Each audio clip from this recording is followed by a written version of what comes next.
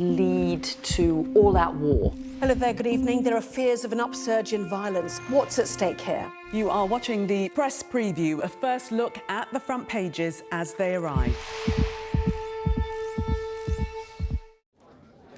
The top business stories live from the Sky newsroom.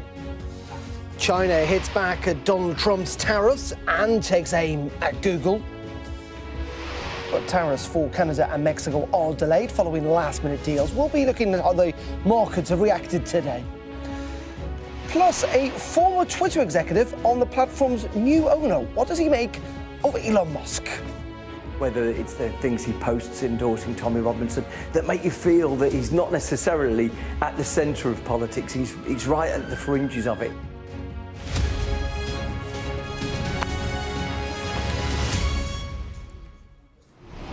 Yeah, very good afternoon and welcome to Business Live on this Tuesday with me, Darren McCaffrey. Well, the world's two biggest economies have been exchanging the first blows in what could turn into a global trade war.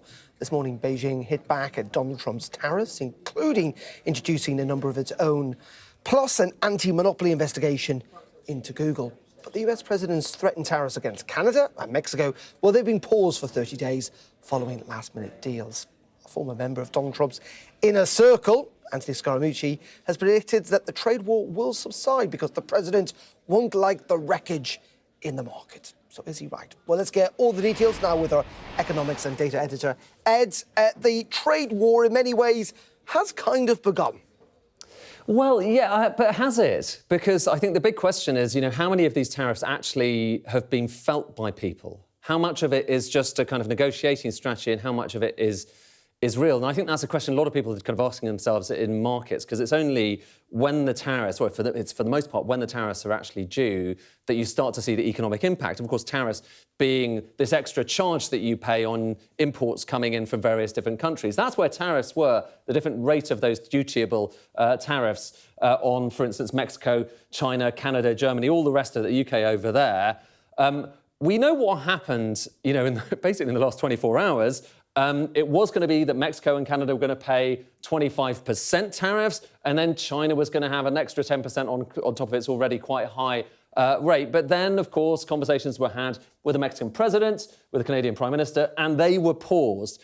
These are still supposedly in place, and China has retaliated, and you've got extra Chinese tariffs on things like American coal, American liquefied natural gas. But here's the thing, those don't kick in until next week, raising the question, are these ones already being paid in the meantime? And actually, you've got to look at the small print to see what's going on here. So if it's all right with you, let's quickly look at the small print. So this is the executive order.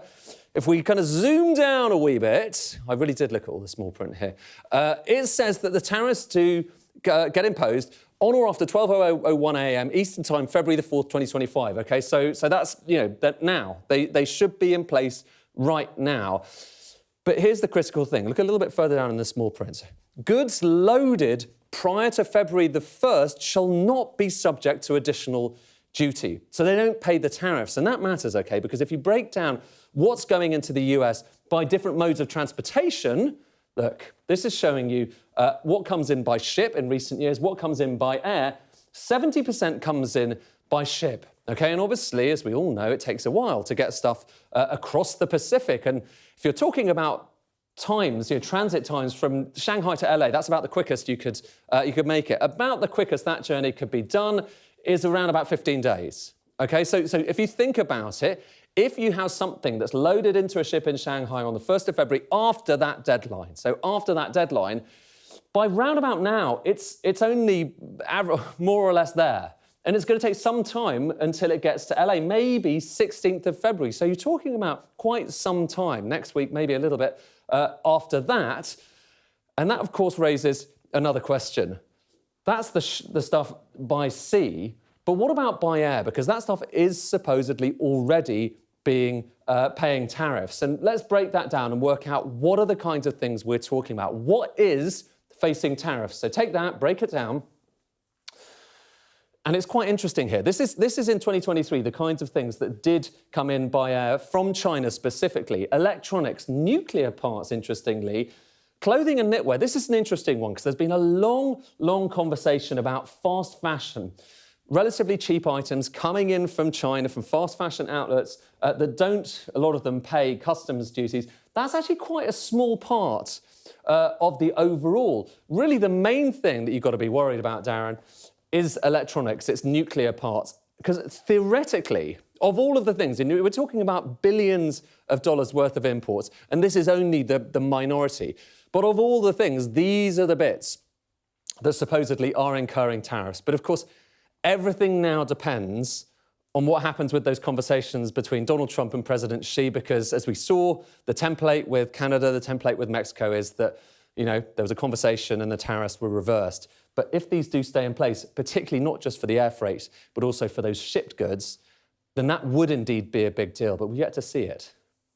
My question then, Ed, if you like, which is, you're rightly alluding to the fact that this may all just be part of a negotiating position. We've seen that with Colombia, with Mexico, with Canada.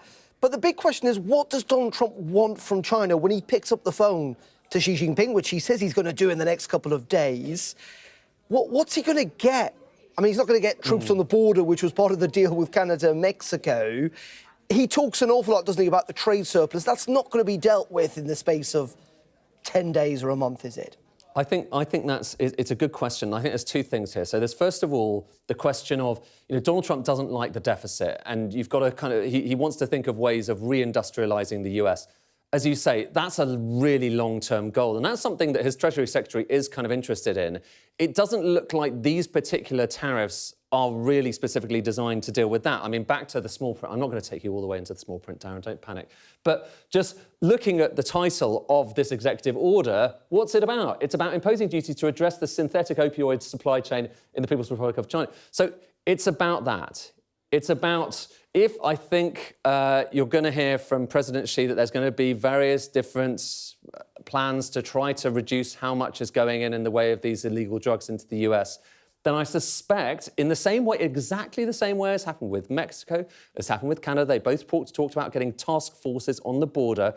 I think all President Xi really needs to do is to say, we're going to act on this as well. But we're guessing, and I'm guessing at that point, I've got to be open, I'm guessing about it, and no one entirely knows. And everyone is guessing at this point, trying to work out and to second guess what the president is going to do. But I think the main thing, to hold on to here is we all have to pace ourselves here. There's going to be 4 years of quite a lot of chaos because Donald Trump sees himself as a disruptor in chief. And he is disrupting a situation, the global trade system, which does have many problems and which many people think needs to be looked at. But for the time being, if this is the first salvo, it's not getting to those big issues that you're talking about the imbalances and the extent to which the US has deindustrialized and needs to reindustrialize in the future. That stuff might come in, who knows, it might come later. Next week, next month, next year, just don't really know. Yeah, I have to say, Ed, I don't think I had a choice in objecting to the small print. It was very much there. We did talk on the offers a little bit earlier on about, this idea of how many times can Donald Trump realistically do this? The boy crying wolf, if you like, that there's a diminishing return. And frankly, I don't know if we do know the answer to that. But I do want to ask you about these antitrust investigations as well into NVIDIA, Google, going to the World Trade Organization. Is that just for show? Is that China, essentially, it's kind of quite aesthetic, really? Yeah, a lot of this is for show. I think a lot of it is for show from both sides. I mean, if you're talking about taking any kind of case to the World Trade Organization, this gets to the point, Darren, of what are the issues here with the global architecture. It takes at least a year to see that case actually begin to take hold at the WTO. So you're not going to see any immediate impact from that. And these cases often take many years, kind of multiple years for any action actually to be taken. And that's before you get to the fact that the WTO, in many ways, has been disempowered because the US hasn't supported it for many years. So I think both sides are clearly making big noises at the moment. That China is saying it doesn't want to take US liquefied natural gas. That will have a bit of an impact. Also, US coal as well. It's saying it doesn't want to send as much in the way of tungsten to the US too. So these are kind of interesting things that each side is focusing on that they know the other side needs.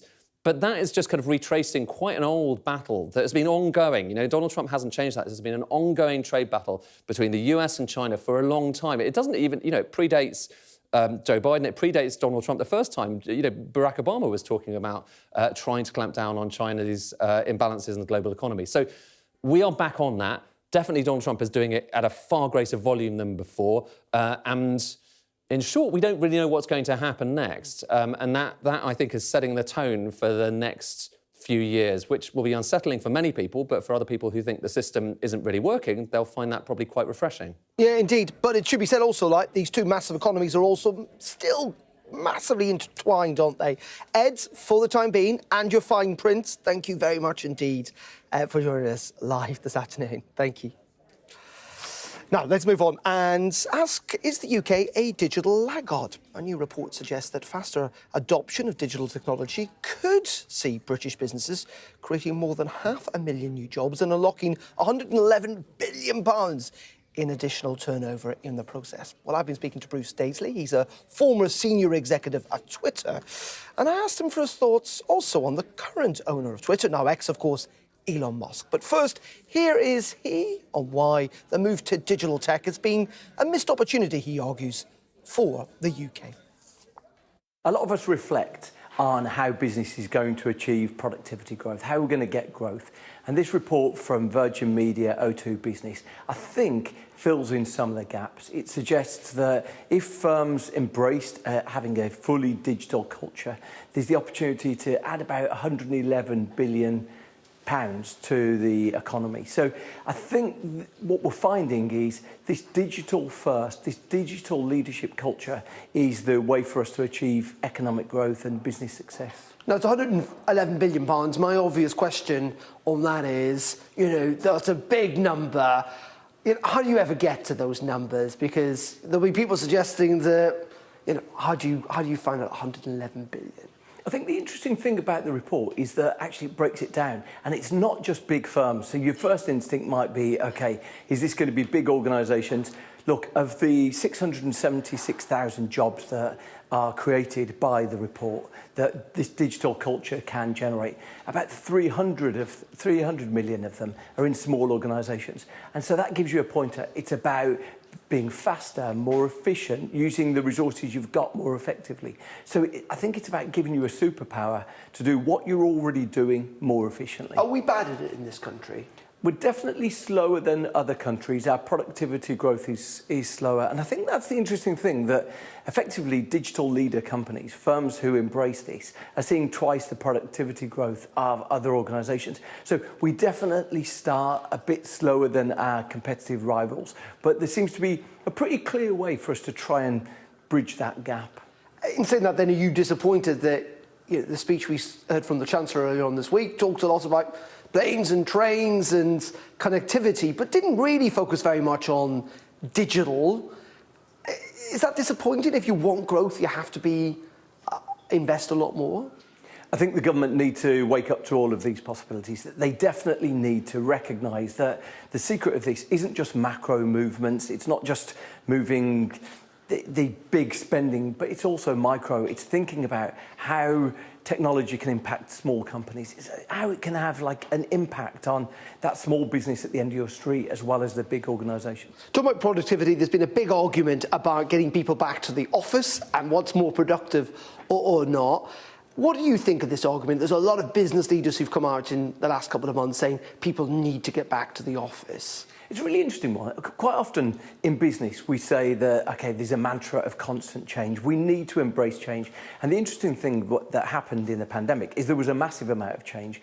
And broadly, the workforce embraced it. They said, okay, we think we can do our jobs in a different way. It's a big change, but we're going to adopt it. Actually, it's been business leaders that have been slow to embrace that. And I think it gives you an illustration of the challenge. Quite often, we don't see ourselves as the problem. So if you're a business leader and you're thinking the future lies in going back to 2019, it might be a tell that you're not necessarily embracing change and innovation in other areas. So look, what do we know about productivity? We know that productivity people working at home is about the same as being in the office, but they're significantly happier. So if you can reduce stress levels by giving people a couple of days of flexibility, it seems like a good way to channel some employee improvements, really. OK, and just very finally, on your old company you used to work for, Twitter, now X, I mean, they have embraced many would say with Gork, a form of digital technology that wasn't there in your day. Are you impressed by that? Look, I think there's one thing that you have to say for Elon Musk is that he leads in terms of a lot of technological advances. The Grok AI seems to be quite effective. It seems to be a way to improve it. But I think it's only right that some people will have reservations about using the platform that he's created. Not only because it's become quite a toxic place to be, but also because, his own associations. So I think, there's obviously a keen interest in what Elon Musk does, but, there's clearly rightful reasons for people to feel a bit reticent about wholeheartedly embracing him. Just very, very finally on that, you talk about the toxicity there. He's been accused of being a fascist, essentially, in the last couple of weeks. I mean, do you think he is?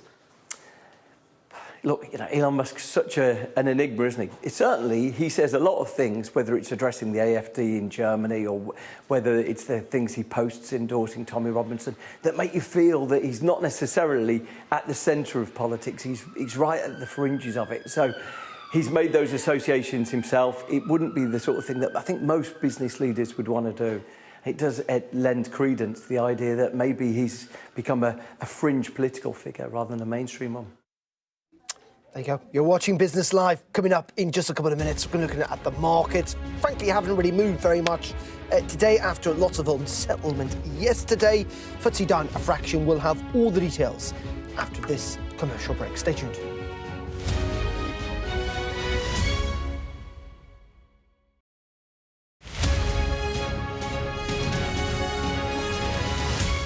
We arrive. A secret hospital hidden in the Myanmar jungle, treating the victims of this bloody war. This is Myanmar today. Its military rulers don't want the world to see, but we have. I fight for my own future. I fight for my generation's future. This is an actual crime. They don't care for that. Myanmar army is only a couple of kilometers away. So this is a major humanitarian disaster.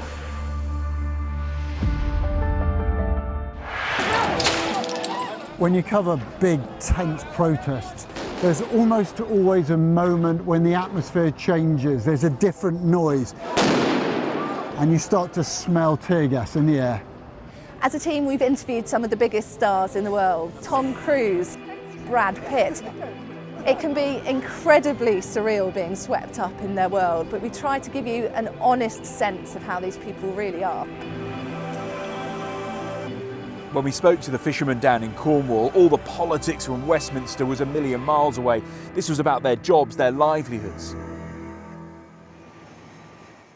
There's always more to the news than a headline. We want to discover, to delve a little deeper, to find out what's really going on. Explanation, analysis, the people at the heart of every story. I'm Neil Patterson, and this is the Sky News Daily Podcast. Alex Crawford joining us now from Ukraine. Their personal possessions are all scattered around the place. Our economics and data editor, Ed Conway, try and make sense of the big numbers for us. Things can change incredibly quickly, and that's what they have done. So, by the end, we'll hopefully all understand what's going on in the world just that little better. Available wherever you get your podcasts.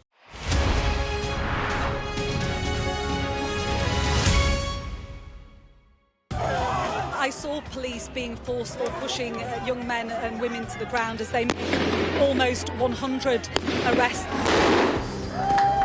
Will the cold affect your voters? Well, we have a lot of tremendous support. Free, wherever you get your news. The people here know that worse storms may well be on their way. I'm Martha Kellner and I'm Sky's US correspondent based here in Los Angeles. We've got your Sunday mornings covered. From the front page and the sounds of the streets to the voices of the people who make the major calls and big picture politics beyond Westminster. We'll put you at the heart of our story. I'm ready.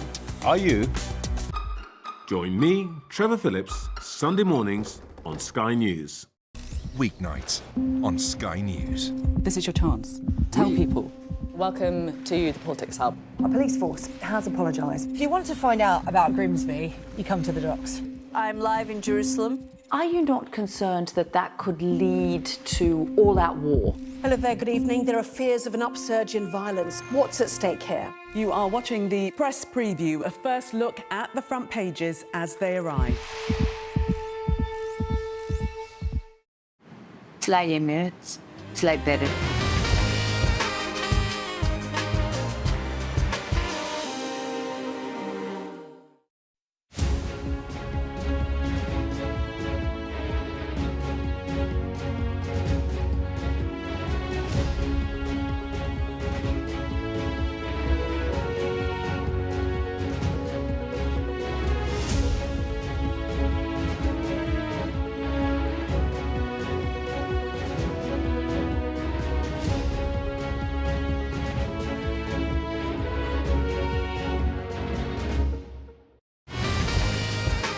It's like Emirates.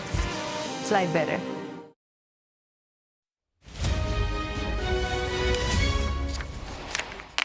Welcome back. Let's have a look at how the markets are doing on this Tuesday afternoon. And things are looking pretty good overall. The Nasdaq, as you can see, up 1.26% today. European stocks also finishing well up as investors monitor what's happening in US trade and clearly have factored it in, making back some of the losses they experienced yesterday. FTSE, a little bit of an outlier, down, but just a fraction at 0.15%. Meanwhile, on the currencies, sterling's had a good day, up against the dollar at 125, down just a little against the euro at 120.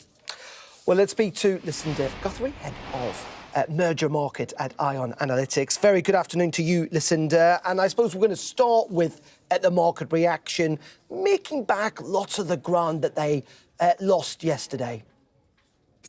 Absolutely. The markets are digesting the news that we've had from, first of all, we had tariffs, then we had the deal making, and then we had the retaliatory measures from China, which seemed very focused and measured.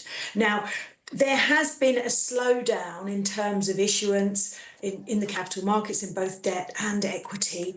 And we are really seeing a flight away from some of the riskier assets into gold. You'll notice that gold is trading at an all-time high.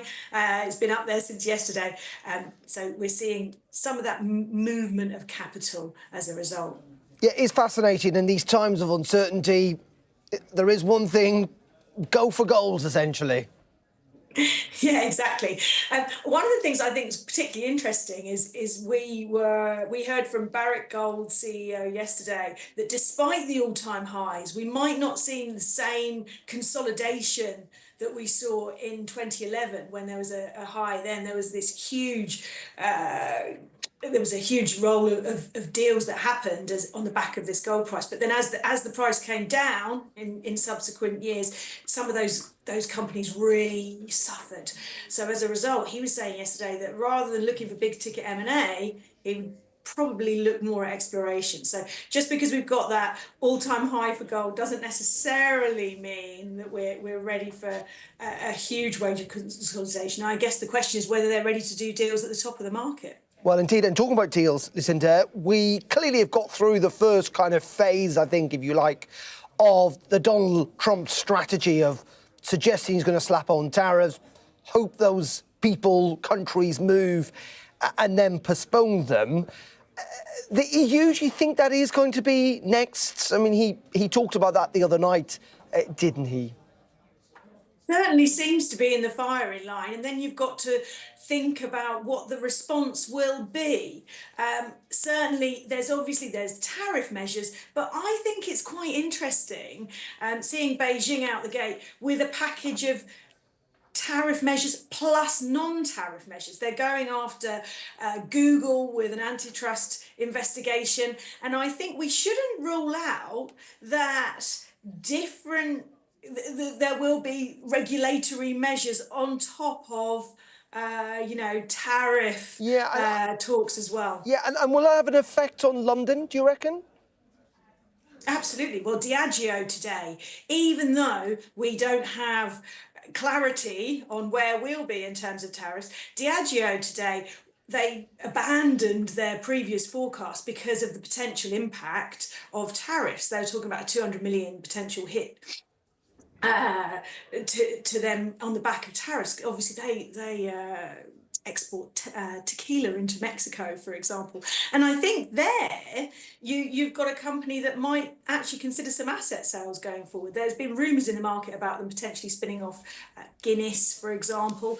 Maybe something like this could force some of that activity through too. And then the other thing is thinking about potential IPOs. We've all heard about Shein coming to London, but with the new, with Trump closing that loophole on goods valued below $800 escaping tariffs previously, that really, I feel that that's going to cause a problem for that list. We're going to have to wait and see indeed. Lucinda, thank you very much indeed for joining us. Thank you. OK, that's it from me on Business Live for today. Jonathan Samuels is up next with the News Hour, and I'll see you tomorrow morning at 11:30. Goodbye.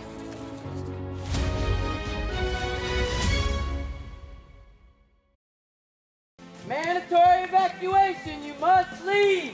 For many people, Harvey is far from over. People here believe the water will be this deep for weeks. I'm Greg Milam, and I'm Sky's Chief North of England correspondent. Are you trying to run me over, Sir Philip? No, go away. Look like it, sir.